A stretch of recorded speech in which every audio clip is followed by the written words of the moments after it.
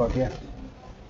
Topic name called here irregular proceedings, और आप इसको जी के पर्पज से ज़्यादा ध्यान रखिए, जनरल नॉलेज के पर्पज से, ठीक है।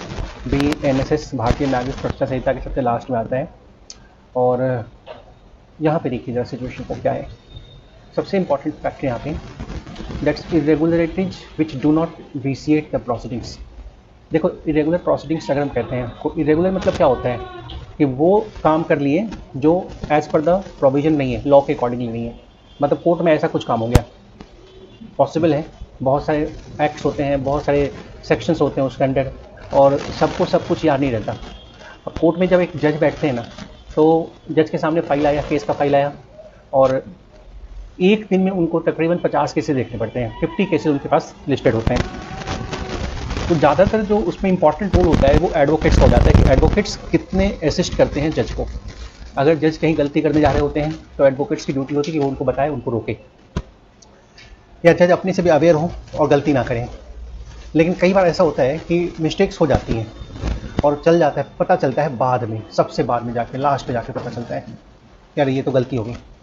और प्रॉब्लम क्या है, उस केस में कोर्ट ने सज़ा भी दे दिया है, केस भी ख़त्म हो गया है, या एक टोटल हो गया है, कुछ भी हो गया है दिस वन। तो जो काम कोर्ट ने किया है उसका क्या अंजाम होगा, क्या वो वैलिड रहेगा या वो वॉइड हो जाएगा, बेकार हो जाएगा।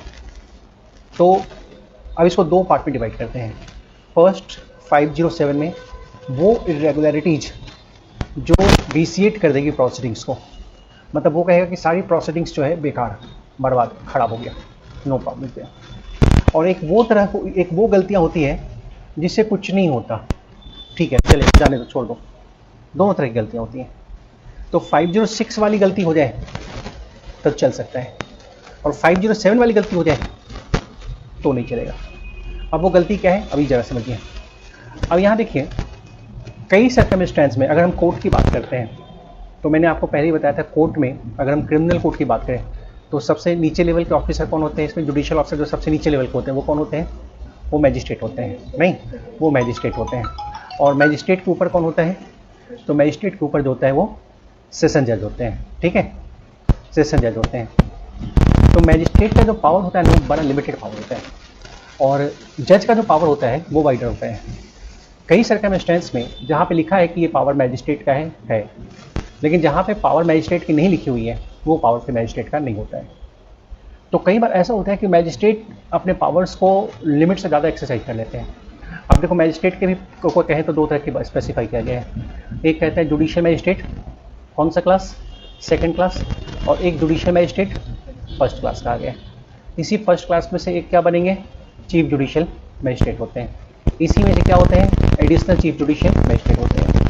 अब इन दोनों के पावर्स जो है वो अलग अलग हो जाते हैं, इन दोनों का भी। जैसे सजा देने का पावर देखोगे वो डिफ्रेंशिएट हो जाता है, सजा देने के अलावा फाइन लगाने का पावर वो बदल जाता है, केस मुकदमा देखने का पावर वो बदल जाता है। तो कई बार होता है ऐसा, अब देखिए यहाँ जरा ध्यान से सुनिएगा बात को, कि irregularity which do not vitiate the proceeding simply specify करता है अगर मैजिस्ट्रेट एम्पावर्ड नहीं है लॉ से टू डू, वो एम्पावर्ड ही नहीं है, सही है, किसी काम को करने के लिए, ये जो फॉलोइंग वर्क है उसको करने के लिए एम्पावर्ड नहीं है वो, लेकिन फिर भी वो कर दिए, हो गया उनसे वो काम, तो पूरी की पूरी जो प्रोसीडिंग्स है केस की वो विसिएट नहीं होगी, वो खराब नहीं होगी। मतलब मैजिस्ट्रेट को एक अलग पनिशमेंट मिल जाए वो अलग बात है, चाहे उनकी ट्रांसफ़र, पोस्टिंग, उनको ट्रेनिंग पे भेज दिया जाए, that would be the different matter. But उन्होंने जो कर दिया सो कर दिया, वो कोर्ट की जो प्रोसीडिंग है वो विसिएट नहीं होगी। अब जैसे क्या क्या है, सबसे पहली बात देखिए कौन सा ऐसा वर्क है। Number 1, to issue a search warrant under section 97। देखो सर्च वारंट इशू करना कभी कभी मैजिस्ट्रेट अपने एरिया में इशू करते हैं, ठीक है, और कभी कभी मैजिस्ट्रेट अपने एरिया के बियॉन्ड कर देते हैं। जैसे फॉर एग्जांपल अगर ये ईस्ट दिल्ली है तो यहाँ की कोर्ट कौन सी है, करकड़ुमा। हम कोर्ट में जज साहब को कहते हैं, जज साहब ये जो अपराधी यहाँ पे रहता है ना आपकी कोर्ट में, इसके घर में जो है पॉसिबल है कि ऐसा कुछ है जो मान लो कि इसके घर में चरस है, कोर्ट को ये कन्विंस किया, और इसका घर कहाँ पर है, पटेल नगर में है, और पटेल नगर उस मैजिस्ट्रेट के जुरिस्डिक्शन नहीं आ रहा है, तो चीफ जुडिशियल मैजिस्ट्रेट की परमिशन चाहिए, और JM2 ने जो है सर्च वारंट इशू कर दिया, और सर्च भी हुआ और सामान भी बड़ा होकर पहुंच गया कोर्ट में कि देखिए साहब ये सब चीज़ें निकली हैं। अब डिफेंस काउंसिल जो ऑब्जेक्शन कर रहे हैं कि जो ये सर्च वारंट इशू किया गया है जिसके अंडर से बरामदगी हुई है, सामान लाए गए हैं, वो सर्च वारंट ही अपने आप में गलत था। और सर्च वारंट गलत था तो जो भी चीज़ फाइंड आउट हुआ है वो सब के सब जो है केस का पार्ट नहीं हो सकता है। तो यहाँ पे 506 कहता है ऐसा कुछ नहीं है, जो इरेगुलरिटीज हुई सो हुई, प्रोसीडिंग्स विसिएट नहीं होगी। जो केस की जो प्रोसीडिंग्स हैं वो अपने जगह पे बरकरार रहेंगी। तो ये हम कहते हैं तो इशू है सर्च वारंट। एक सिचुएशन और है, to order under section 174 the police to investigate an offence. अब मैं ये भी तुमको समझाता हूँ, तो आपको मैं ये क्या होता है ये भी समझाता हूँ।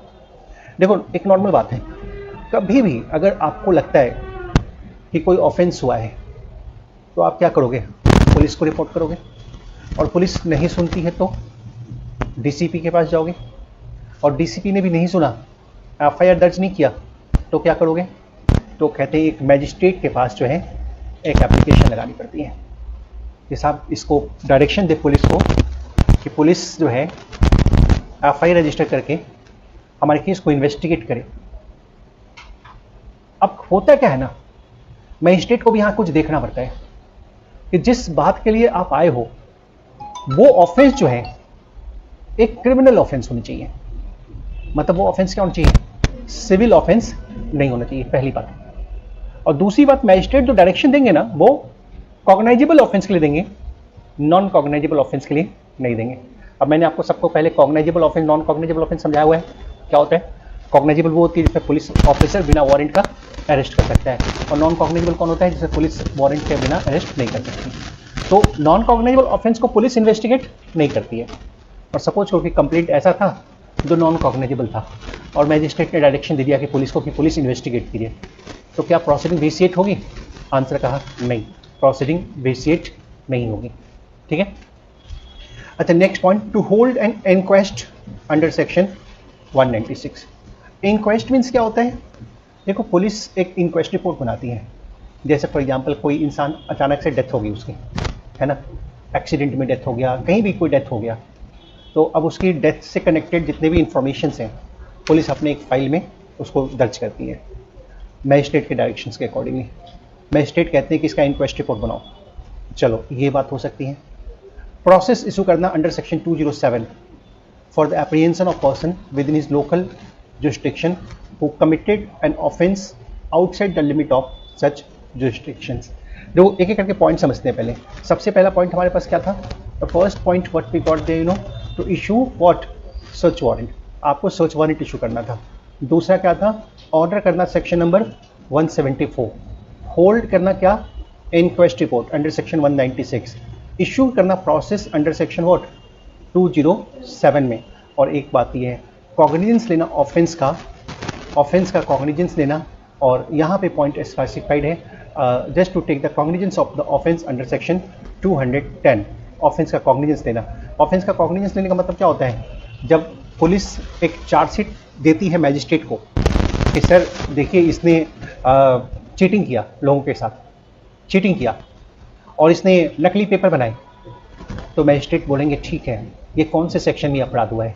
अच्छा, चीटिंग किया है तो 318 सब सेक्शन 4 में हुआ है। वो कहते हैं अच्छा, नकली पेपर बनाए हैं तो 338 में अपराध हुआ है। तो मैजिस्ट्रेट क्या करते हैं? सबसे पहला स्टेप होता है कॉग्निजेंस ले लेना। तो मैजिस्ट्रेट ने क्या किया? कॉग्निजेंस ले लिया। सही है।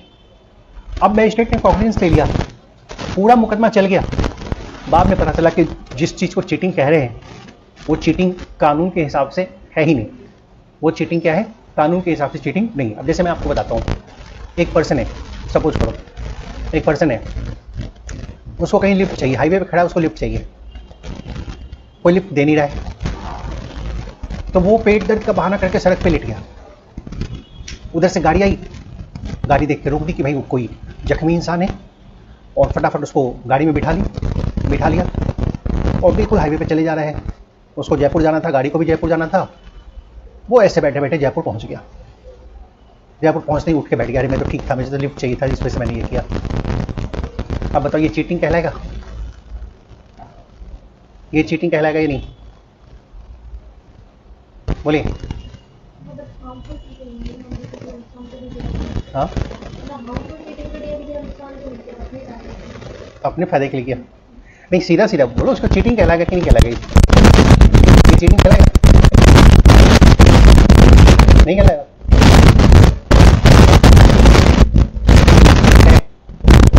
अब वही चीज होता है, अब यही चीज आपको ध्यान समझना पड़ेगा। और देखते हैं, समझते हैं, कानून में कुछ और होता है। कानून में चीटिंग का जो डेफिनेशन है उसके हिसाब से देखना पड़ता है कि चीटिंग है कि नहीं है। देखो, नॉर्मल बोलचाल की भाषा में इसको चीटिंग तुम कह लो, लेकिन इसके लिए केस मुकदमा करोगे ना तो कानून का सेक्शन आके देखेंगे कि ये चीटिंग बनता है कि नहीं।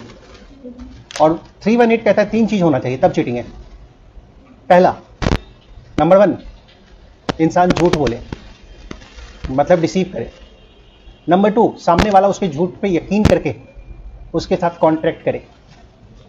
और नंबर 3, उस कॉन्ट्रैक्ट को करने की वजह से या तो उस पर्सन का नुकसान हो रहा है या फिर इसका जो है फायदा हो रहा है, रॉन्गफुल फायदा हो रहा है। मतलब ये सब चीजें होनी चाहिए। अगर ये तीनों चीजें होती हैं तब कहते हैं चीटिंग है, और अगर ये नहीं होती है तो क्या कहेंगे? चीटिंग। फिर ये चीटिंग नहीं है। सही है?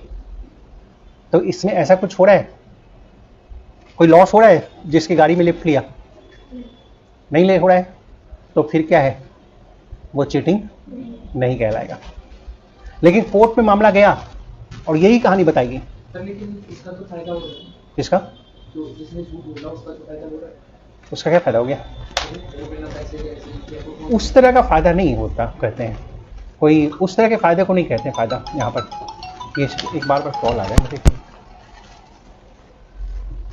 ऐसे देखोगे तो सब में फायदा दिख जाएगा फिर, ठीक है? ऐसे देखोगे सब में फायदा दिख जाएगा। इस तरह का फायदा नहीं कहते हैं यहाँ पर। ऐसे होता है। कुछ मॉनेटरी बेनिफिट वाला फायदा हो गया, इस तरह की बातें जो होती हैं।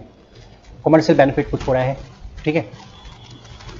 तो अब हम क्या कहें? इसको चीटिंग नहीं कहें, लेकिन जब कोर्ट में जब केस गया तो हो सकता है जज को नहीं समझ में आया और जज ने इस पर क्या किया? 318 मतलब चीटिंग का कॉग्निजेंस ले लिया, मुकदमा भी चला दिया। क्या प्रोसीडिंग विसिएट होगी? आंसर कहता है नहीं होगी, है ना? आंसर कहता नहीं होगी दिस वन। अच्छा ये बताओ तो ये क्या ऑफेंस होगा? अगर ऐसे ही जनरल नॉलेज से पूछता हूँ, बोला कि पेट में दर्द हो रहा है, लिफ्ट ले लिया और दिल्ली से जयपुर पहुंच गया, ये क्या कहलाएगा?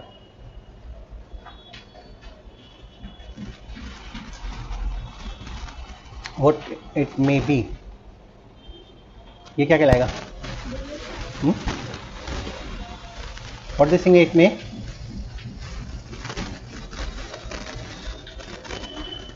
कुछ आइडिया बताओ कोई भी? नहीं बताओ?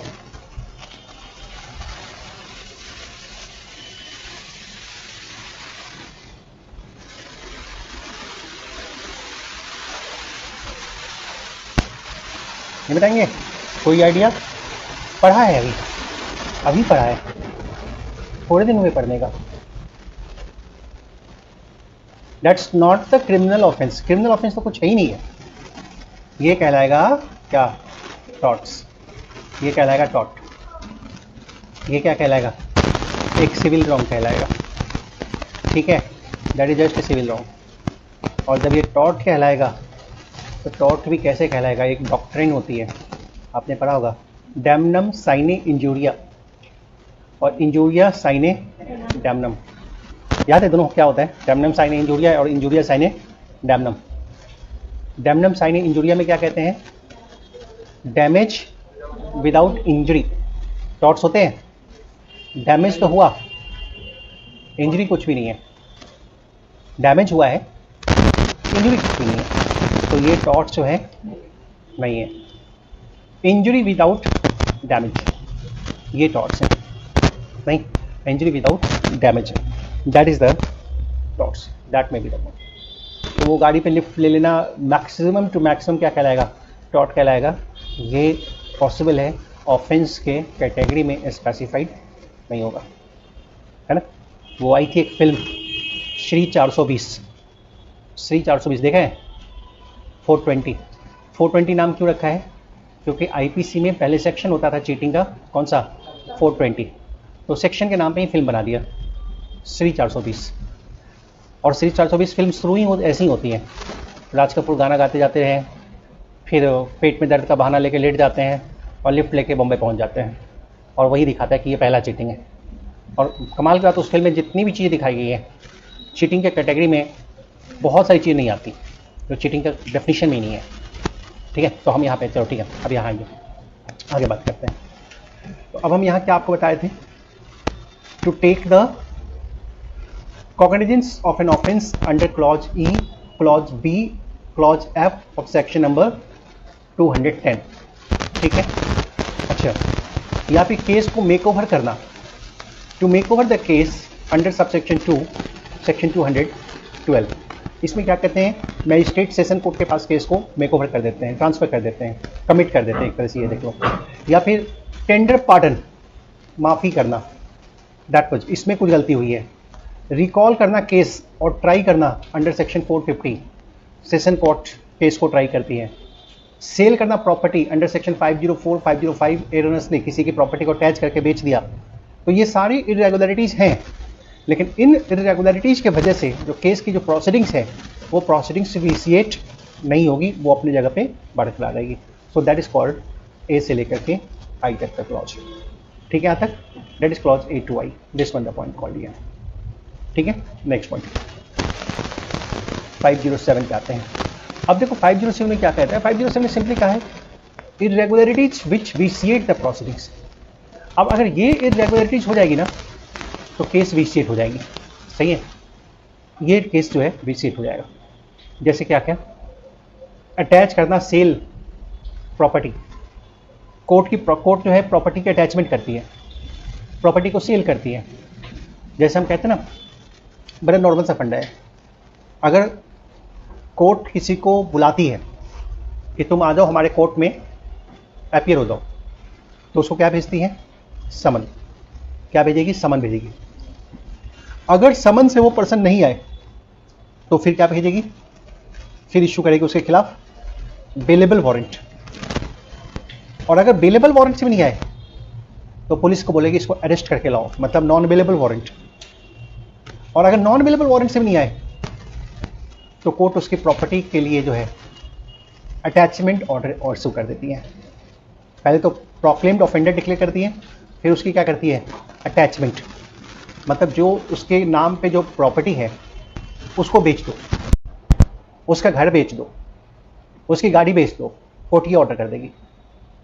जब कोर्ट ये ऑर्डर करती है तो कोर्ट एक रिसीवर भी अपॉइंट करती है, और रिसीवर को कहती है जाओ तुम उस घर को खाली करवाओ और घर की जो लॉक करके चाबी यहाँ ला के डिपॉजिट करो कोर्ट में, जो भी घर में उसको निकालो। अब कोर्ट का रिसीवर पुलिस के साथ पहुंच जाता है। अब जो फरार है वो नहीं आ रहा है कोर्ट के सामने, वो फटाफट पहुंचता है कोर्ट में कि ठहरिए ठहरिए मैं आ गया। और कभी कभी उसके बावजूद भी नहीं आता है तो कोर्ट क्या करती है, उसको एक प्रोसेस होता है उसके हिसाब से सेल भी कर देती है। ये भी चीज़ हो जाता है। अगर मान लो कड़कड़ुमा की कोर्ट है तो अपने जुरिस्डिक्शंस वाली प्रॉपर्टी में कर पाएगी जो उनके एरिया में आता है, लेकिन वो देखते कि नहीं एक्यूज्ड पटना में रहता है, पटना में उसकी जो प्रॉपर्टी है वो अटैच करनी है, तो कोर्ट के पास ये पावर तो है अटैच करने की, लेकिन जब कोर्ट अटैचमेंट ऑर्डर लाएगी तो उसको पटना में जो जुडिशियल मैजिस्ट्रेट है उससे भी ऑथराइज करवाना पड़ेगा, इंडोर्स करवाना पड़ेगा। ये सब प्रोसेस है। लेकिन बिना प्रोसेस को फॉलो किए हुए किसी की प्रॉपर्टी को अटैच कर दिया, इस प्रोसेस को फॉलो नहीं किया, प्रॉपर्टी अटैच कर दिया, तो अटैचमेंट क्या हो जाएगा, वॉइड हो जाएगा। ये प्रोसीडिंग क्या होगी, विसिएट हो गई, और ये अटैचमेंट जो कहलाएगा क्या कहलाएगा, एक वॉइड अटैचमेंट कहलाएगा। क्लियर यहां तक? चलिए नेक्स्ट आते हैं। चलिए नेक्स्ट पॉइंट आते हैं। इशू करना सर्च वारंट, डॉक्यूमेंट का, पार्सल का, किसी भी सामान का जो पार्सल अथॉरिटी के पास है, तो ठीक है, ये भी प्रोसीडिंग विसिएट कर सकती है। Demand security to keep peace, शांति बनाए रखने के लिए बॉन्ड भरवाते हैं, सिक्योरिटी डिमांड कर लिया। Demand security for the good behaviour, ये सब नहीं करना है, लेकिन किया तो वॉइड हो जाएगा। डिस्चार्ज पर्सन को lawfully bound to be a good behaviour, conceal a bond to keep the peace, cancel the bond to keep the peace, makes an order for the maintenance, that was makes the order for the maintenance. जैसे example, lady गई court में maintenance के लिए, है ना।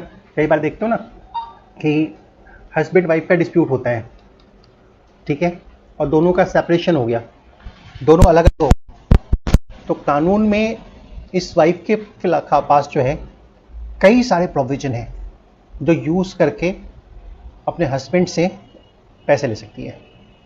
जैसे for example BENSS में section है 144, इसको यूज़ करके वो अपने हस्बैंड से मेंटेनेंस मांग सकती है कि हमको महीने का इतना पैसा दो, और कोर्ट जो है उसको वो maintenance दिलवाएगी।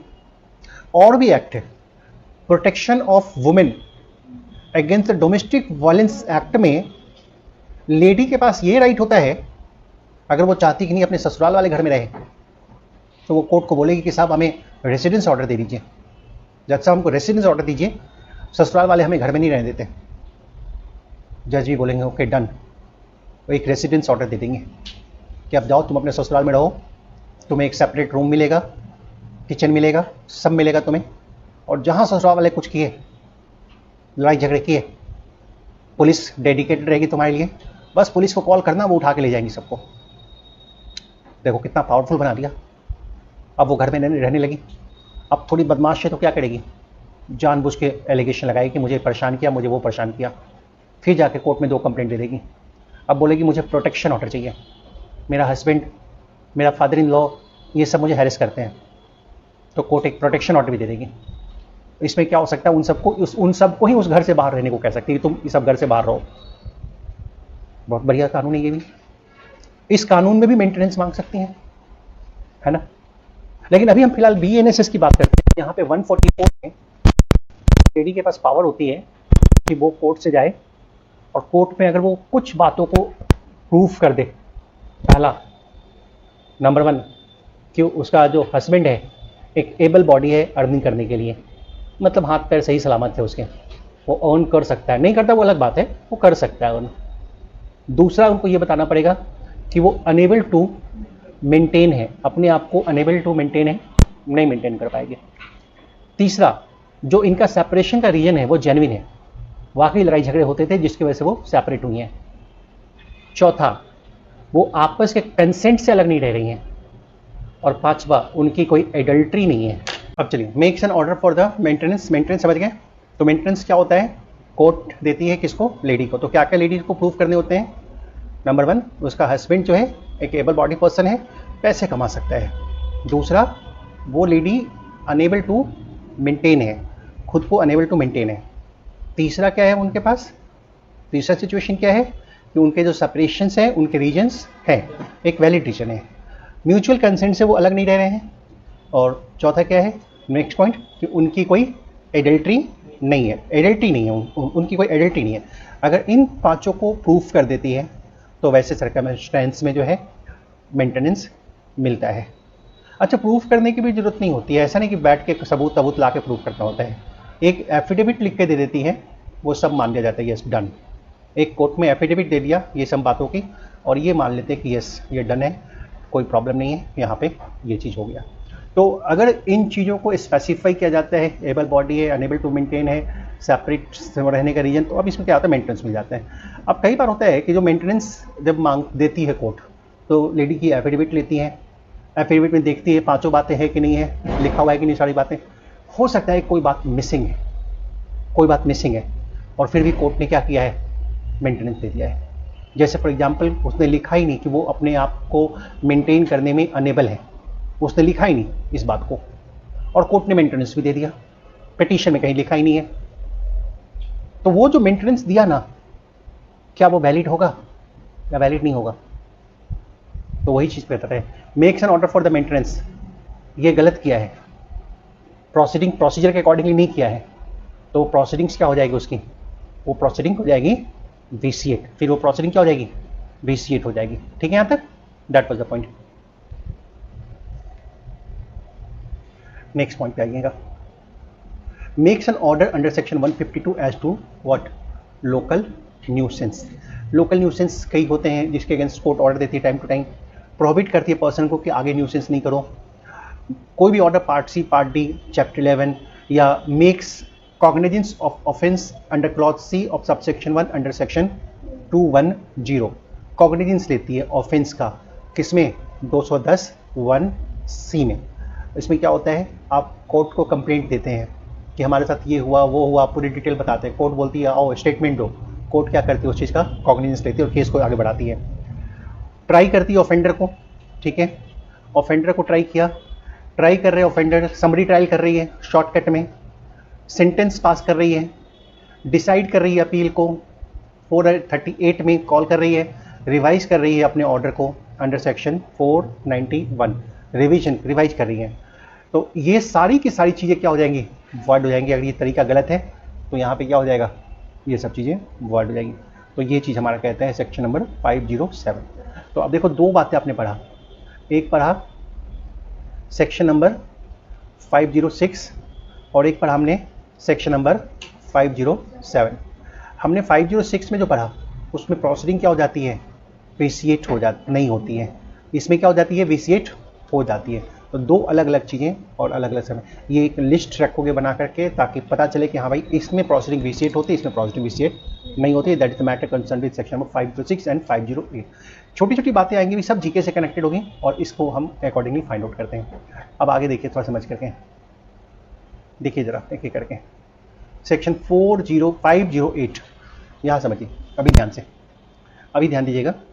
Section number what we called there 508, देखिए क्या है यहाँ पे, देखो कहते हैं proceedings in wrong place, this one, and क्या है इस मैटर पे, एंड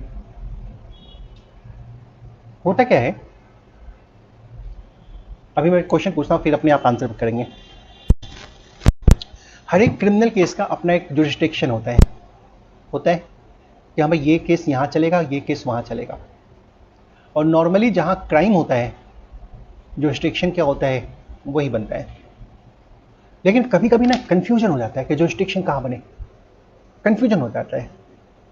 जैसे फॉर एग्जाम्पल अगर मैं बोलता हूँ नॉर्मली एक पर्सन को, दैट वाज, मान लो कि यहीं पे लक्ष्मी नगर में किसी ने चाकू मारा, ठीक है, लेकिन फिर भी ये भाग रहा है, इधर से भागते भागते आईटीओ क्रॉस करते करते आईटीओ पहुंच गया ये, और चाकू वाला भी लेके इसको पीछे दौड़ रहा है। आईटीओ में जाके इसकी डेथ हो गई, पकड़ में आ गया, एक चाकू और आईटीओ पे मार दिया। तो पहला प्रहार कहाँ पे किया, लक्ष्मी नगर में। जुरिस्डिक्शन कौन सा बन रहा है, कड़कड़डुमा कोर्ट बन रहा है जुरिस्डिक्शन। डेथ कहाँ पे जाके हो रही है, आईटीओ में। उसके एंगल से देखें तो जुरिस्डिक्शन कौन सा बन रहा है, पटियाला हाउस कोर्ट वहाँ पास में है, पटियाला हाउस कोर्ट बन रहा है। जहाँ वो मरा पुलिस आ गई, इसका पोस्टमार्टम वगैरह किया, एक्यूज्ड को पकड़ा और मुकदमा कहाँ चला दिया, पटियाला हाउस कोर्ट में मुकदमा चला दिया। सारे गवाह बुलाए गए हैं, विटनेस हुआ, सब हुई, सारी गवाहियाँ हुई। अब पता चला कि इसके खिलाफ सबूत काफ़ी है, जज साहब जो इसको कन्विक्ट करेंगे, उम्र कैद या फांसी देंगे। एंड वक्त पे इसके एडवोकेट आ गए एक्यूज्ड के और कहते हैं कि सर ये तो मुकदमा ही गलत जगह पे चला है, ये तो कोर्ट ही गलत है, ऑफेंस हुई है लक्ष्मी नगर में, दोनों वहां थे और ऑफेंस लक्ष्मी नगर में, तो जुरिस्डिक्शन का होना चाहिए, कड़कड़डुमा कोर्ट में होना चाहिए, लेकिन ये केस तो चला है पटियाला हाउस कोर्ट में। अब जुरिस्डिक्शन गलत है, ये नया कानूनी जो मसला है वो उठ के सामने आ गया। अब सारी बातों से जज भी कन्विंस है कि हाँ भाई ये तो गलत जुरिस्डिक्शन में केस चल गया। तो क्या कड़कड़डुमा कोर्ट में फिर से उसकी केस चलेगी? अभी तो 10 साल चला है केस, तो पता चला है कि गिल्टी है और फांसी की सजा जज सुनाने वाले थे। अब सवाल उठता है कि गलत कोर्ट में केस चल गया, उसको केस को चलाना है अब कड़कड़डुमा कोर्ट में, तो क्या जो प्रोसीडिंग चली वो वॉइड होगी? क्या लिखता है 508 में? लिखता है no finding sentence order of a criminal court shall be set aside merely on the ground that inquiry, trial, other proceeding, the course of which it was arrived or it passed, took place in wrong session division. मतलब सिर्फ इस ground पे avoid नहीं कर सकते हैं, या wrong district में चली गई या रॉन्ग सब डिवीजन में चली गई है, सिर्फ इस ग्राउंड पे अवॉइड नहीं कर सकते हैं। लेकिन अगर आप कहते हो कि नहीं साहब इसी के वजह से जो है appears that such error has in fact occasioned failure of justice. इसी के वजह से क्या हो रही है, नाइंसाफी हुई है, हम केस को सही से टैकल नहीं कर पाए, समझ नहीं पाए। प्रॉब्लम ही यही है, इस बात को साबित करो तब वो वॉइड होगी। अदरवाइज सिर्फ इस ग्राउंड पे वॉइड कोई करवाना चाहे उस केस को, then this thing is wrong, this thing is wrong, that कुछ देयर है ना, that thing is wrong, that no. तो ये सिचुएशन हमारा यहाँ पे बनता है, सही है। That was the situation what we got there, है ना। कई बार होता है जहाँ पे जुरिस्डिक्शंस को लेकर के कंफ्यूजन्स हो जाते हैं, और क्रिमिनल लॉ का एक ही फंडा है कि जिस जगह पे ऑफेंस हो रहा है जुरिस्डिक्शन क्या है, वही है, that is the jurisdiction called here. Next पर बात है,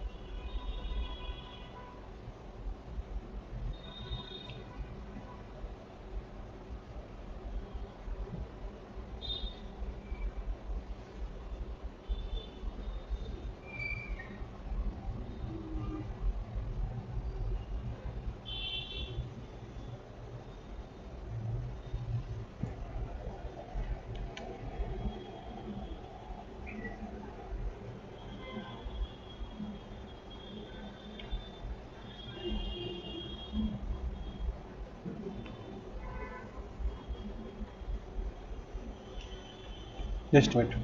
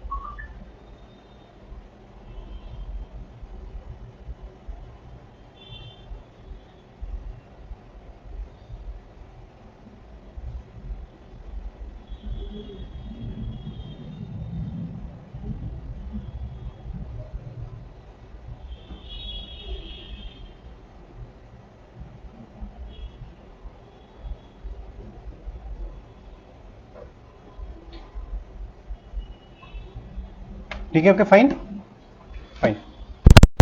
टेस्ट पेपर बन गया था, मैडम पूछ रही हैं आपकी, टेस्ट पेपर बना था, बन गया है, रखो फिर अभी कर लेते हैं, अभी देखते हैं फिर। हाँ तो चेक होगा ना, आगे बढ़ते हैं।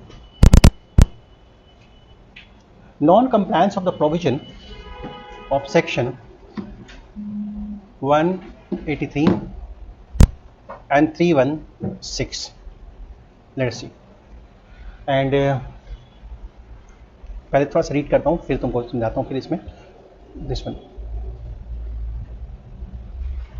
कोई भी कोर्ट है जिसके सामने कोई confession or other statement of the accused person record किया जाता है अंडर सेक्शन 183 या फिर 316 में, एंड उसको एविडेंस के तौर पर रिसीव किया गया, finds that any of the provision of either of such section have not been complied with by the magistrate recording the statement।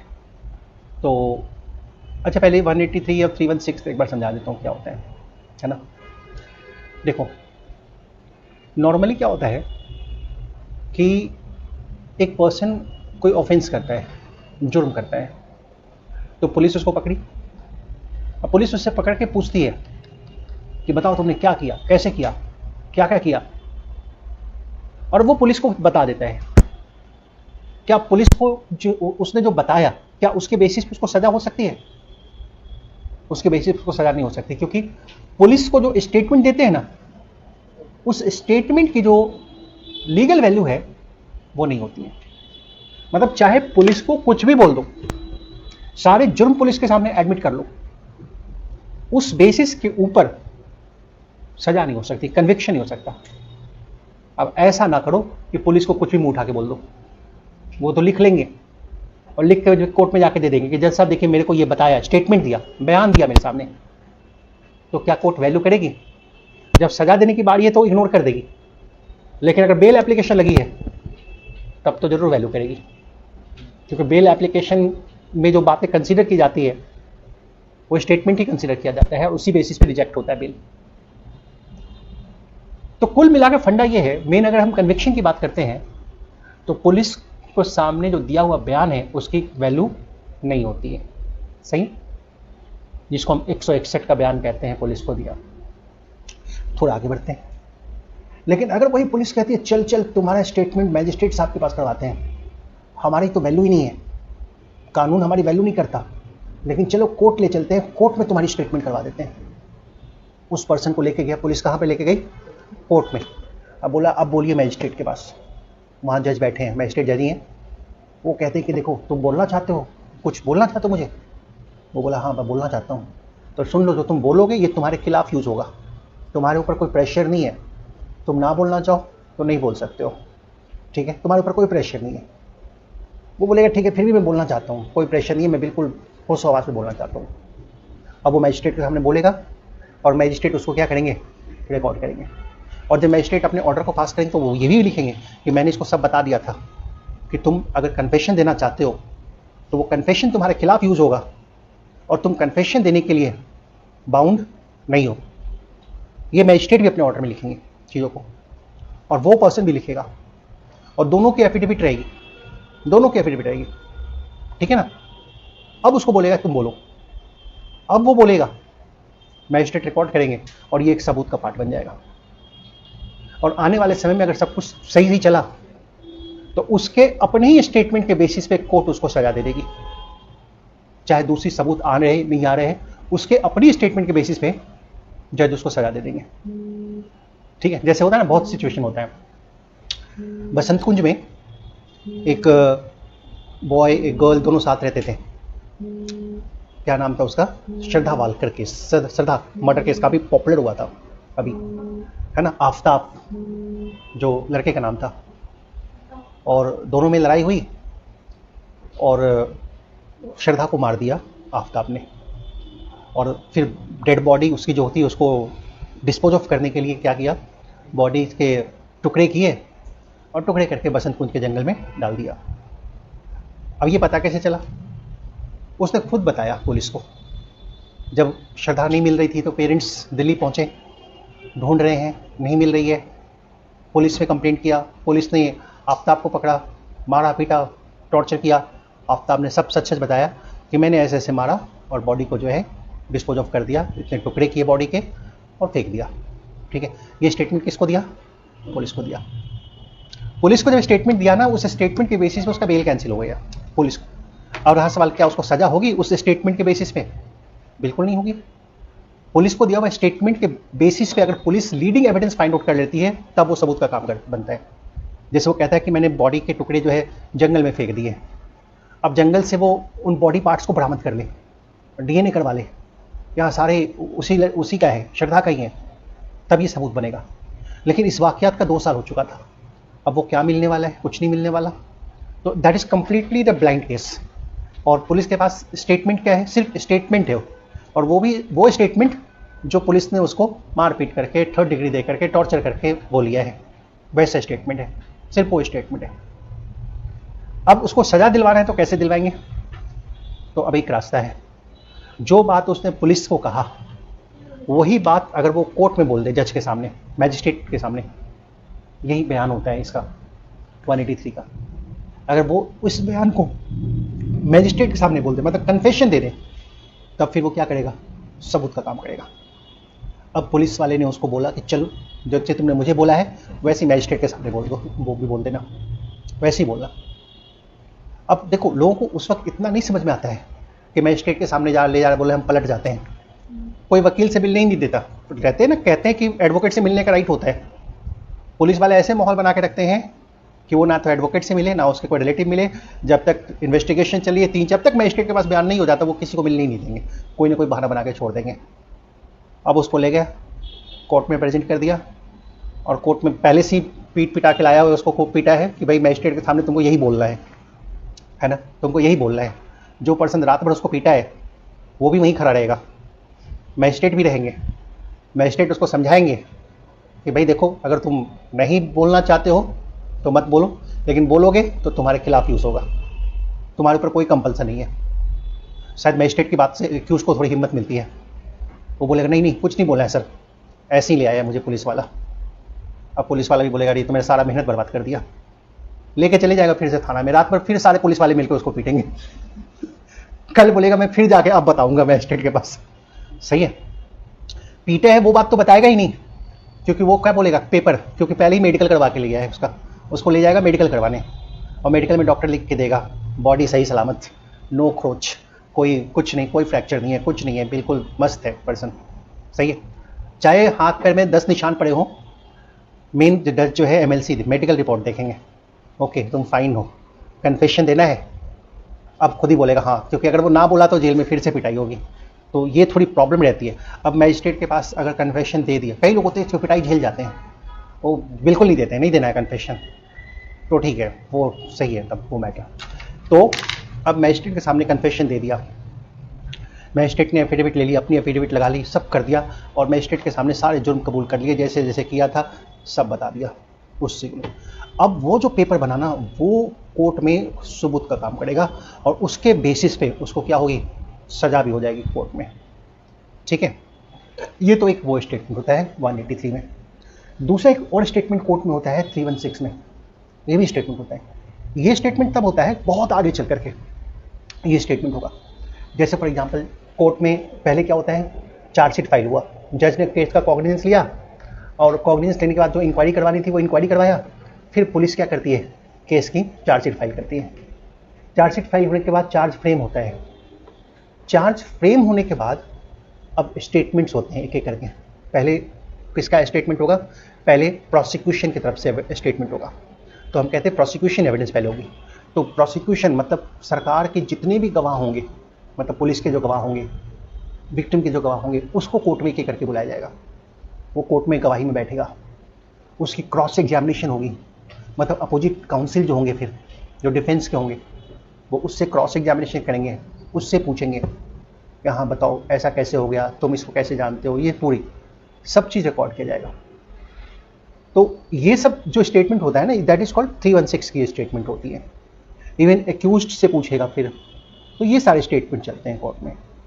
तो कौन कौन सी बात हुई, एक तो 183 का स्टेटमेंट जो सबसे इनिशियल लेवल में हो जाएगा स्टार्टिंग में, वो कौन देगा, या तो एक्यूज्ड अपनी कन्फेशन देता है, या जो विक्टिम होते हैं ना वो भी अपने स्टेटमेंट देते हैं 183 में, जो विक्टिम होते हैं है ना, वो भी अपनी स्टेटमेंट देते हैं। तो दोनों तरफ, मतलब 183 में दो चीज़ होती है, स्टेटमेंट होता है या और कन्फेशन होता है। तो अब देखो यहाँ पे क्या बता रहे हैं, इसी पॉइंट पे यहाँ पे बता रहे हैं आपको कि अगर court, if any court before which a confession or other statement of accused person recorded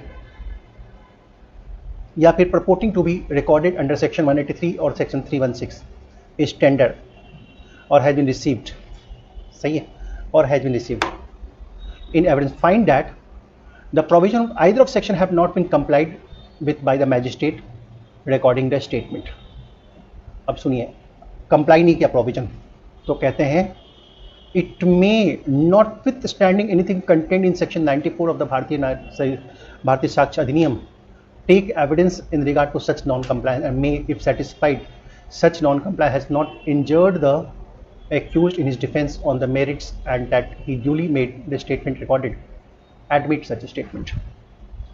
अब इसको समझा, अगर मैजिस्ट्रेट में जो प्रोसीजर बताया गया वो प्रोसीजर फॉलो नहीं किया गया, जैसे मैजिस्ट्रेट को क्या बताया गया कि जब वो पर्सन कन्फेशन के लिए आए तो पहले उसको बता देना कि तुम जो कन्फेशन दे रहे हो वो तुम्हारे खिलाफ यूज़ होगा, ठीक है, वो तुम बता देना, जो कन्फेशन दे रहे हो वो कन्फेशन क्या होगा, तुम्हारे खिलाफ यूज़ होगा, उसको बता देना। और उसकी एक एफिडेविट भी लेना पड़ेगा कि वो सारे होश हवास में कन्फेशन दे रहा है, और मैजिस्ट्रेट अपना भी एफिडेविट देंगे। अब लो कन्फेशन, और अगर कहीं इसमें छूट गया, मिस हो गया, कुछ नहीं लिया, सही है, कंप्लाई नहीं किया, तो इट में देखिए यहाँ पे क्या डायरेक्शन है, यहाँ डायरेक्शन इट में, दैट वाज, इसको छोड़, take evidence that was in regard to such non compliance and may if satisfied that such non-compliance has not injured the accused defense. accused के डिफेंस को इंजर्ड नहीं कर रहा है तब तो वैलिड रहेगा, लेकिन accused के डिफेंस को इंजर्ड कर रहा है तो फिर वैलिड नहीं रहेगा। मतलब अगर सिर्फ उस कन्फेशन के बेसिस पर उसको सजा हो रही है तो फिर वो कन्फेशन क्या होगा, वैलिड नहीं होगा। वो कन्फेशन क्या होगा, वैलिड नहीं होगा, सिर्फ उस कन्फेशन के बेसिस पे सजा हो रही है तो। अब कई लोग होते हैं ना, कई ऐसे ब्लाइंड केस होते हैं जिसमें सिर्फ कन्फेशन के बेसिस पे सजा होती है। कोर्ट में गया, मैजिस्ट्रेट के पास कन्फेस किया और सजा किस बेसिस पे होती है, उसी के बेसिस पे होती है। अब जैसे मैं आपको बताता हूँ, आफ्ताब का केस है, अगर आफ्ताब के केस में आफ्ताब को सजा होती है तो किस बेसिस पे होगी, उसी कन्फेशन के बेसिस पे। अब उस कन्फेशन में ही डिफेक्ट निकल गया तो फिर वो बरी हो जाएगा केस में, फिर उसकी कोई वैल्यू नहीं है। और जैसे मैं आपको एक दो एग्जाम्पल और बताता हूँ, बहुत बड़े बड़े मुजरिम जो है इस ग्राउंड पे बरी हो गए हैं, इस सेक्शन ने बहुत लोगों को छोड़ दिया है। जैसे मैं आपको बताता हूँ, एक बहुत पहले की बात है, नोएडा में तकरीबन 22 बच्चों का मर्डर हुआ और नोएडा में D60 करके एक बिल्डिंग है, कोठी है, अभी भी नेट पे सर्च करोगे निठारी केस के नाम से, निठारी केस के नाम से बहुत पॉपुलर है, नेट पे पूरा आएगा, बढ़िया से एकदम आता है वो। और इसमें क्या होता था, निठारी केस में जो बिल्डिंग का मालिक था, कोठी का मालिक था, उसका नाम था मोनिंदर सिंह पंडेर और इसका एक सर्वेंट था सुरेंद्र कोहली, ये इसका सर्वेंट था। तो जो भी बच्चे आसपास खेलते थे ना, वो उसको चॉकलेट देके बुलाता था, ठीक है, और वो बच्चे आ जाते थे, अंदर कोठी में ले आता था, उसका रेप करता था, फिर उसको मार देता था, फिर प्रेशर कुकर में पका करके उसको खा जाता था, और फिर उसकी वो कैसे कर रही है बताओ। सच में थोड़ी सिर्फ बोल रहा हूँ। अच्छा, उसमें अभी एक और बात मैं बता रहा हूँ, तो उसको पका के खा जाता था, फिर जो बॉडी के जो वेस्टेज होते थे वो जाके एक नाले, पॉलीथीन में बंद करके एक नाले में डाल देता था। मैं तो बड़े डिसेंट तरीके से बताया। जब सुरेंद्र कोहली पुलिस में जब अपनी स्टेटमेंट दिया था ना, सही है, और जो स्टेटमेंट जो आईओ ले रहा था, जो लिख रहा था, अचानक से रुक गया और बाहर चला गया और खूब सारा वॉमिटिंग किया। वो स्टेटमेंट सही में आया हुआ है उसका, ऐसा हाल है। तो इस तरह से ना वो 22 लोगों के साथ ऐसा किया, 22 बच्चों के साथ ऐसा किया, 22, और करते जा रहा था। बड़ा नाला था घर में, घर के पीछे, उसमें डालते जा रहा था। जब नाले की सफाई हुई तो देखा कि अरे ये ह्यूमन बॉडी मिल रही है, पार्ट्स मिल रहे हैं, तो अब छानबीन शुरू हुआ कि कहाँ है, क्या है, कौन है, और कई बच्चों की मिसिंग कंप्लेंट उस थाने में रजिस्टर्ड थी और जो बच्चे मिले भी नहीं थे। जब पुलिस ने पूरा छानबीन किया तो सब देखा कि नहीं, सब इसी जगह से ज़्यादातर आ रहे हैं, और वहाँ रहने वाला सुरेंद्र कोहली, उसको उठाया और उससे सख्ती से पूछताछ किया गया। तो उसने सारे वाक़यात जो हैं बता दिए। उसमें कुछ उसके मालिक का भी हाथ लगा, उसको भी अरेस्ट किया और सुरेंद्र कोहली को भी अरेस्ट किया। अब सबूत क्या, बॉडी तो डिस्पोज्ड ऑफ हो गई, साइंटिफिक एविडेंस मिलना नहीं है, ठीक है, गवाह कोई है नहीं जो उसको करते हुए देखा, और पुलिस के सामने एक्सेप्ट किसने किया है, खुद उसने एक्सेप्ट किया, और जैसे जैसे बता रहा है सिचुएशन सारे मैच कर रहे हैं। पुलिस वाले सबको यकीन है कि yes, he has done this work, this heinous crime. अब एक ही रास्ता था, इसका मैजिस्ट्रेट के सामने क्या करवा दें, कन्फेशन करवा दें। अब जेल में रह के इतना शातिर हो गया था ना कि यहाँ से पुलिस को कन्विंस करता था यस बोलूँगा जाके, तो कोर्ट में जाते ही पलट जाता था। फिर पुलिस वाले लेके आते थे, खूब रात भर पिटाई करते थे इसके, 2 दिन बाद फिर डेट लग रही थी कोर्ट की, कोर्ट में फिर पलट जाता था। लेकिन करते करते एक बार उसने कोर्ट में स्टेटमेंट दिया ही दिया, सारा स्टेटमेंट दिया, मैजिस्ट्रेट ने सब रिकॉर्ड किया, उसकी वीडियो बनाएगी, वीडियो बनी, मैं कोर्ट की में जो स्टेटमेंट दे रहा उसकी सारी वीडियो बनी। अब करके क्या हुआ, उसको ट्रायल कोर्ट ने फांसी की सजा भी दी। तकरीबन 16 बच्चों के मर्डर साबित हुआ उसके ऊपर और फांसी की सजा उसको हो गई। आगे चल के फांसी स्टे भी हुआ, रुक भी गया, मॉर्निंग में मरने वाला था, रात को सुप्रीम कोर्ट ने रोक दिया उसकी फांसी। लेकिन अब वो अपने फांसी के को लेकर एक केस पे फांसी उसकी अप्रूवल के लिए चली गई इलाहाबाद हाई कोर्ट में। अब इलाहाबाद हाई कोर्ट ने प्रोसिक्यूशन से पूछा सरकार से कि आपके पास इसके जुर्म का सबूत क्या है। सरकार ने बोला सर इसका कन्फेशन जो मैजिस्ट्रेट के पास दिया है, तो इस कन्फेशन के साथ इसकी एफिडेविट चाहिए और मैजिस्ट्रेट की एफिडेविट चाहिए, वो कहाँ है। अब पुलिस वाले के पास यही नहीं था, प्रोसिक्यूशन के पास ये चीज़ था ही नहीं, एफिडेविट ही नहीं थी। अब उसको इस प्रोविजन का बेनिफिट मिल गया 509 का। जब एफिडेविट ही नहीं है और तुम सजा किस बेसिस पे दे रहे हो, उसी बेसिस पे दे रहे हो, तो फिर अब वो सजा नहीं हो सकती। कोर्ट ने उसको क्या किया, छोड़ दिया। अब उसका सारे केस में यही हाल है, वो एफिडेविट ही नहीं है, तो जिसका भी अपील जो भी है वो सब एक एक करके बड़ी हो जाएगा इसमें, क्योंकि यहाँ पे क्या हो गया, 509 का डिफेक्ट आ गया। तो ये चीज़ होता है, अगर प्रोसीजर से नहीं चले तो दिक्कत होगी। अच्छा, उसको पनिश करने वाला और भी सबूत होता तब ये 509 नहीं आता, तब बोला जाने दो फिर। लेकिन अगर पनिशमेंट का ग्राउंड ही वही है 183 और 316, उसका ग्राउंड ही यही है, तब तो फिर ऐसे नहीं चलेगा, आपको वो करना पड़ेगा। So this is the point here now. तो ये अपील में, रेफरेंस में, रिवीजन में, सभी जगह लगेगा ये प्रोविजन। तो बहुत ही पावरफुल प्रोविजन है और पॉसिबल है प्रोसिक्यूशन की थोड़ी सी वो कह लो कि कमजोरी की वजह से बड़ा से बड़ा अपराधी जो है यूं बच के निकल जाता है, थोड़ी सी कमजोरी की वजह से। चलिए एक शॉर्ट मजबूरी और केस खराब। Non compliance with the provision section 183 and 316। अच्छा, अब देखिए,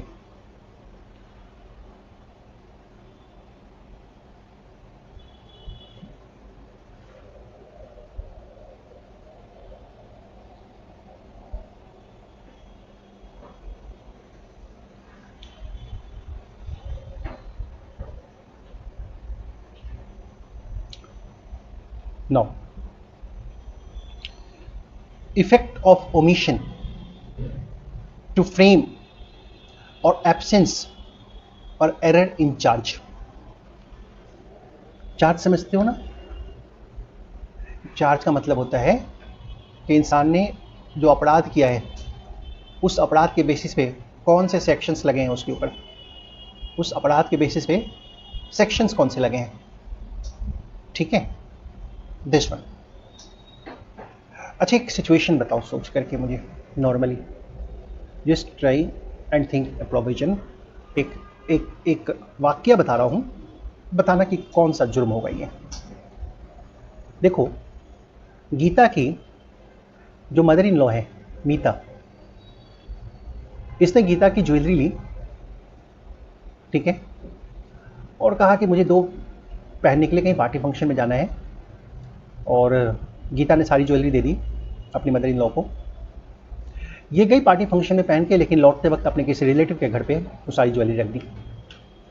अब ये गीता को ज्वेलरी वापस नहीं कर रही है, ठीक है, अब वो गीता को ज्वेलरी वापस नहीं कर रही, उसकी ज्वेलरी वो वापस नहीं कर रही है।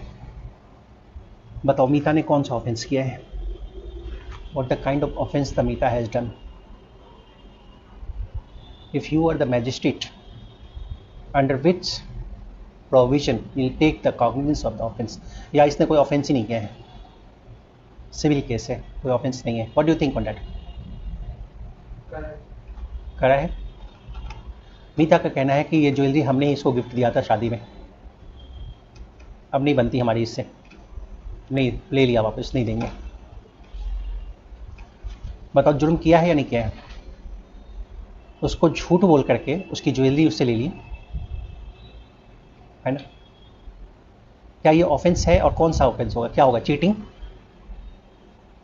चीटिंग होगी? What the kind of offence it may be? पहले तो ऑफेंस है कि नहीं ये बताओ, इस पे पहले क्लियर कर लेते हैं।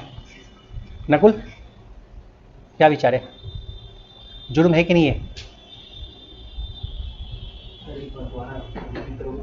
क्या क्या कर रहा है? सुना ही नहीं तुमने मेरी बात? नहीं, मीता गीता की मदर इन लॉ है।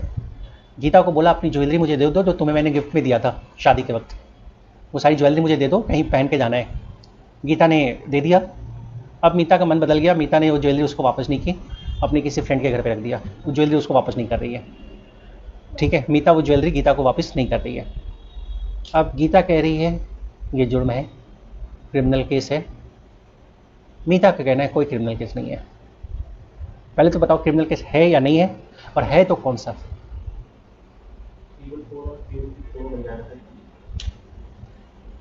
जुर्म है? चीटिंग होगी या नहीं होगी, ये बताओ पहले। Can be sir it cheating? हाँ, चीटिंग नहीं होगी। झूठ बोला, ज्वेलरी देने का कॉन्ट्रैक्ट हुआ, बाद में मन बदला था, इंटेंशन पहले नहीं थी, चीटिंग में शुरू से ही इंटेंशन। ये आपको कैसे पता बाद में मन बदला? आपने फैक्ट में बोला कि वो शादी में जाना चाहती थी, वही बाद में उसका मन बदल गया। आपने सही में मैंने बोल दिया था, संभल के बोलना पड़ेगा फिर। कंप्लेंट कहीं दे तो संभल के दे। ये लाइन बोला कि चीटिंग खत्म, लेकिन अगर शुरू से ही कहे कि शुरू से इरादा ही ऐसे था तो चीटिंग भी आ जाएगा। मतलब डिपेंड करता है कि अगर वो गीता शिकायत लिखवा रही है पुलिस में तो लिखवा क्या रही है ना। वो कहती है कि भाई शुरू से मेरी ज्वेलरी के पीछे पड़ी हुई थी और मैं नहीं दे रही थी, इस बार बहाना करके ले लिया और लेके गई कहीं रख के आ गई, नहीं दे रही है, तो क्रिमिनल ब्रीच ऑफ ट्रस्ट भी बनता है और चीटिंग भी बन जाता है। सही है, चीटिंग बन जाता है। मान लो जज ने चीटिंग का कॉग्निजेंस नहीं लिया केस में, चार्ज फ्रेम किया, 316 पे चार्ज फ्रेम किया, मतलब क्रिमिनल ब्रीच ऑफ ट्रस्ट का चार्ज फ्रेम कर दिया। अब जब केस जैसे से आगे बढ़ा, जब लास्ट पे पहुंच रहा है केस, तो प्रोसिक्यूशन कह रही कि सर इसको पनिशमेंट इसकी 318 में भी दीजिए, ये चीटिंग भी है।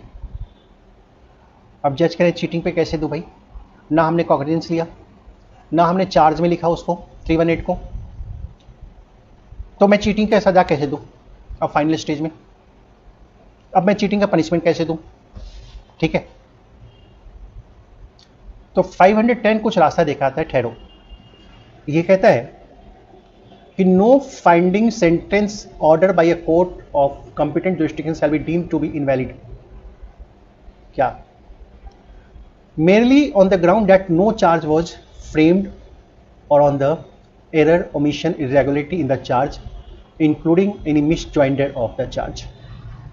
वो कहते हैं ना जज अगर उस वक्त 318 पे भी सजा सुनाते हैं, वो कहते हैं भाई तुम्हारा सजा 318 में इतना 4 साल की जेल और 316 में 5 साल की जेल। डिफेंस वाले कहते हैं जज साहब चीटिंग कर रहे हो आप, 318 पे क्यों दे रहे हो सजा? चार्ज में तो था ही नहीं, वो हमने कॉग्निजेंस में ही लिया और सीधे 318 में सजा सुना रहे हो। तो 510 कहता है कोई बात नहीं, होगी, ये कोई इनवैलिड नहीं है, होगा।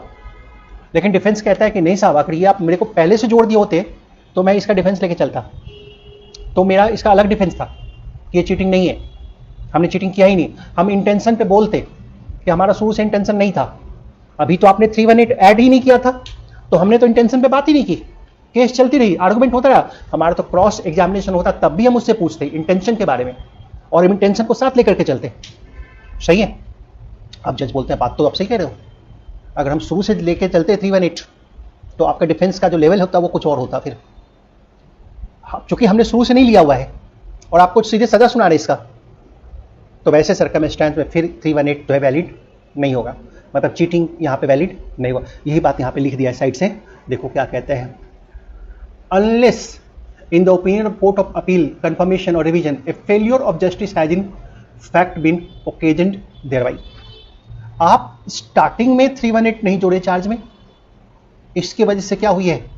फेलियर ऑफ जस्टिस हुई है। अब आप खुद ही सोचो, अगर हम एक डिफेंस काउंसिल हैं और हम किसी विटनेस का क्रॉस एग्जामिनेशन कर रहे हैं, कोई प्रोसिक्यूशन विटनेस का क्रॉस एग्जामिनेशन कर रहे हैं, तो हमारा जो लाइन ऑफ क्वेश्चन होगा जो 318 लगी हुई है तो उसके अकॉर्डिंगली भी होगा। और हम इंटेंशन पे भी जरूर सवाल करेंगे, इंटेंशन को भी हम साबित करेंगे कि intention was not bad, because 318 क्या है, सारा पॉइंट जो है वो इंटेंशन का है, डिसीव का है। तो यहां पे कहता है कि अगर आपका उसके वजह से डिफेंस इफेक्टेड हो रहा है तो फिर वो इनवैलिड है, लेकिन इफेक्टेड नहीं हो रहा है तो चार्ज पे भी दे दिया तो कोई प्रॉब्लम नहीं है। That's the point called here, that is the point, है ना, this one.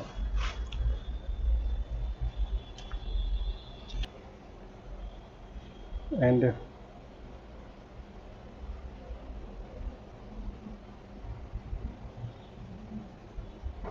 just finding out।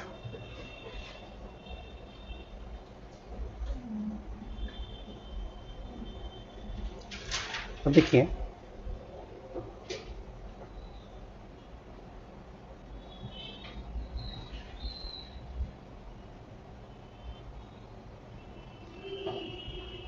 अब देखो, किसी कोर्ट ने, ट्रायल कोर्ट ने किसी को पनिशमेंट दे दिया, ट्रायल कोर्ट ने किसी को पनिशमेंट दे दिया, मान लो कि भाई तुमने किसी को मारा है, कल्पेबल होमिसाइड है, तुम्हें 10 साल की जेल ट्रायल कोर्ट में पनिशमेंट होगी। अब ये पर्सन चला गया अपील में, हाई कोर्ट में चला गया, अपील किया या रिवीजन फाइल किया, और इसका जो ग्राउंड है कहने का, इसका जो ग्राउंड है कि भाई हमारे सेंटेंस को हटा दो, ख़त्म कर दो, क्योंकि शुरू से ही केस विसिएटेड चला है, मेरे को समन प्रॉपर नहीं दिया गया था केस में, या मेरा वारंट इशू करना गलत था, या मेरे लिए प्रोक्लेमेशन जो इशू की थी तो वो गलत थी, वो इन सब चीज़ों को गलत बता रहा है, और होगा भी, गलत भी होगा, कोई कानूनन कोई खामियां होगी जिसकी वजह से वो गलत होगा। अब वो इस ग्राउंड को आधार बना के, इस बात को आधार बना के कह रहा है कि भाई ये सेंटेंस जो हमारे ऊपर की है आप लगाए हो, ये हमको ख़त्म कर दो, हटा दो, रिवर्स कर दो इस चीज़ को। तो सेक्शन 511 कहता है फाइंडिंग या sentence when reversible by reason of error, omission or irregularity, क्या रिवर्स होगा? उसने सिंपली पहले ही स्पेसिफाई कर दिया। वो कहते हैं subject to the provision hearing before content. अब देखिए क्या कह रहे हैं, सिंपली कहा नो फाइंडिंग सेंटेंस ऑर्डर जो पास कर रही है कॉम्पिटेंट कोर्ट जुरिस्डिक्शन से, मतलब ट्रायल कोर्ट ने जो पास किया, कहा वो रिवर्स नहीं होंगे। रिवर्स मतलब हो गया क्या, जैसे सजा हुई है तो अब एक्यूटल हो गया, मतलब दोष मुक्त हो जाना, या ऑल्टर्ड बदले नहीं जाएंगे, मतलब उस ग्राउंड पे 10 साल से 9 साल नहीं किए जाएंगे। अपील में, रिविजन्स में, किस वजह से? तो on account of any error, omission, irregularity है, किसमें? कंप्लेंट्स में, या समन में, या वारंट में, या प्रोक्लेमेशन में, या ऑर्डर में, या जजमेंट में, या प्रोसीडिंग्स में, कहाँ के? ट्रायल कोर्ट में, या किसी इंक्वायरी में, या अदर प्रोसीडिंग्स में संहिता के। और जो एरर है, इरेगुलरिटी है उस सेक्शन में, वो एरर है। अब इसी बात पे फिर आगे देख लो, इसमें एक चीज़ और ऐड कर दिया है, unless in the opinion of the court a failure of justice has in fact been occasion thereby. इसी की वजह से हम जस्टिस नहीं हो पाया, तब एक अलग बात है। अदरवाइज इस वजह से जो सेंटेंस दी गई है वो सेंटेंस, वो सज़ा बदली नहीं जाएगी, रिवर्स नहीं होगी।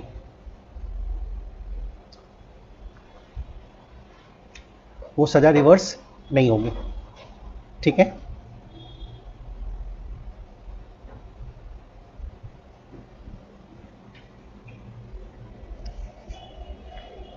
और डिटरमाइन करना है एरर, ओमिशन, इरेगुलरिटी प्रोसीडिंग में है।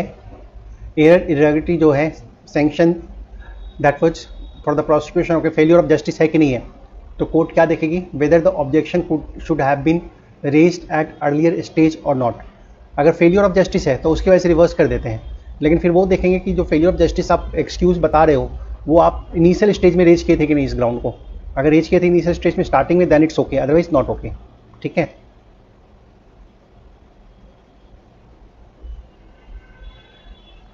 तो समन में, वारंट में, प्रोक्लेमेशन में अगर डिफेक्ट है तो उसकी वजह से सजा रिवर्स नहीं होगी, अनलेस इसके वजह से फेलियर ऑफ जस्टिस ना हो। और फेलियर ऑफ जस्टिस अगर आप कह रहे हो कि है, तो हम ये देखेंगे कि आप उसको किस स्टेज में रेज कर रहे हो, इनिशियल स्टेज में रेज कर रहे हो या नहीं कर रहे हो।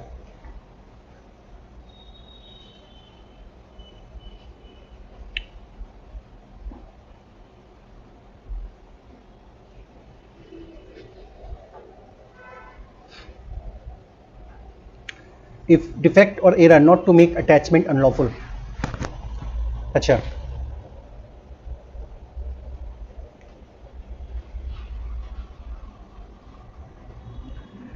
तो अब देखिए यहां पे क्या कह रहे हैं कि अगर अटैचमेंट मेड अंडर दिस संहिता, इसको अनलॉफुल नहीं मानेंगे, ठीक है। ना ही एक पर्सन को ट्रेसपासर माना जाएगा। ट्रेसपासर समझते हो क्या होता है?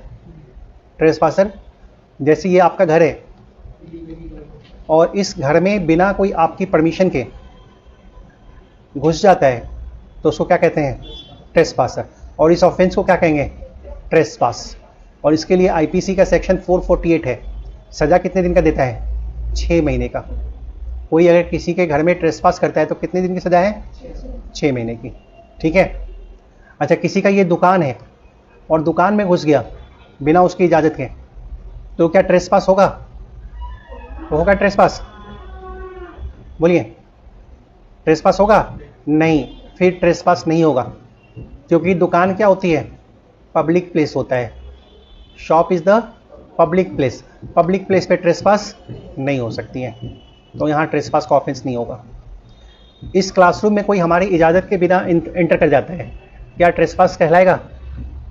विदाउट हमारी परमिशन एंटर कर गया, बैठा है, जा ही नहीं रहा है, ट्रेसपास होगा?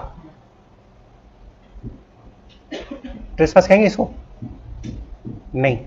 This is also the public place. Public place पे ट्रेसपास नहीं होती। ट्रेसपास सिर्फ हाउस का होता है, हाउस ट्रेसपास उसको कहते हैं, हाउस ट्रेसपास कहते हैं। नहीं, स्कूल में, कॉलेज में, मंदिर में, ट्रेन में, बस में, आप कोई बस में विदाउट टिकट ट्रेवल कर रहा है, क्या ट्रेसपास का केस बनेगा? नहीं बनेगा ना, वो नहीं बनता। दुकान में बिना परमिशन के एंटर कर गया, कोई ऑफेंस बनेगा? नहीं, simply it is the taught, nothing else. तो अब यहां देखना, ये कह रहे हैं नॉट एनी पर्सन में, अब अटैचमेंट करने कोई पर्सन गया किसी के घर पे, अब उसको सामान उसको बाहर निकाल रहा है, खुद घर में घुस रहा है, क्या इसको ट्रेसपास कहेंगे? वैसे तो ये ट्रेसपास ही है, लेकिन 512 मना कर दिया, नहीं ये ट्रेसपास नहीं कहलाएगा, that shall not be called as the trespass. On account of any defect or want of form in someone conviction, writ, attachment or other proceeding relating thereto, relation thereto.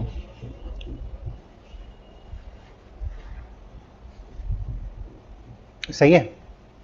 That is called section of 512 and that was this chapter. तो ठीक है, तो आज एक ही class थी, कल हमारी दोनों क्लास है, फिर पूरा करेंगे कल से। आज मैडम छुट्टी कर रही है, तो उनकी छुट्टी है, तो आज को यहीं पे रखते हैं। जिनका टेस्ट पेपर बन गया वो मुझे दे दो, ताकि मैं चेक कर दूँ, मैडम चेक करेंगे, आई मीन टू से।